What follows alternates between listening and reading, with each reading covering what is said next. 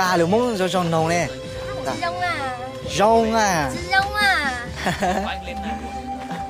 Có giờ món chứ? Hả? Bây giờ món à mà. Món bì bây giờ, món bì bây giờ. Chỉ có món bì vậy. Cái gì món bì ha? Ờ. Nó biết một tò rồi Vĩnh Phúc là bắt đầu món bì là ví dụ món bì nè. Thì cũng chỉ có món bên là. Bây giờ món thò. Nhò mà.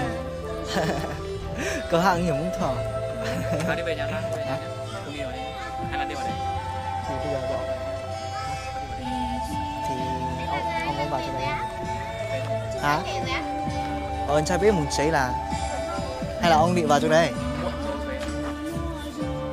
Chỉ tầm 11 giờ. Trời tiếng nào mà nói.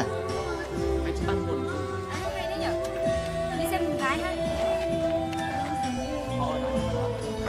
Xem bây giờ. Bây giờ 9 giờ 5 5 9 giờ. À, giờ là 19 giờ. 19 giờ là lại là sớm mà. 9 giờ 52. Không mình về đến nhà Tức- Lan nữa. Vừa về. Về đến Nghĩa Đô mình kiếm chỗ nào ngồi đến tối mới về. Tối về rồi chịu khó ngủ sớm vào. Tại ông công quá. Hôm qua anh nhà Jin nó có bê đến sao vậy?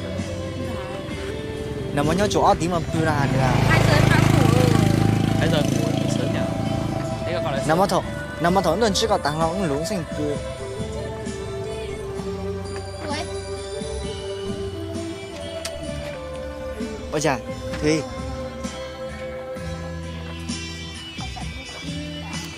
Nằm mà thằng mua đi đây sao mà xấu thế? có tiền. Yếu sao ra vậy?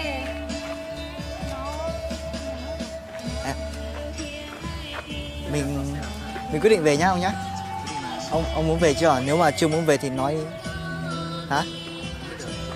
Về thì về thôi. Hồi đó nó có giờ có đánh nhau xí nhau có đánh mồm nè.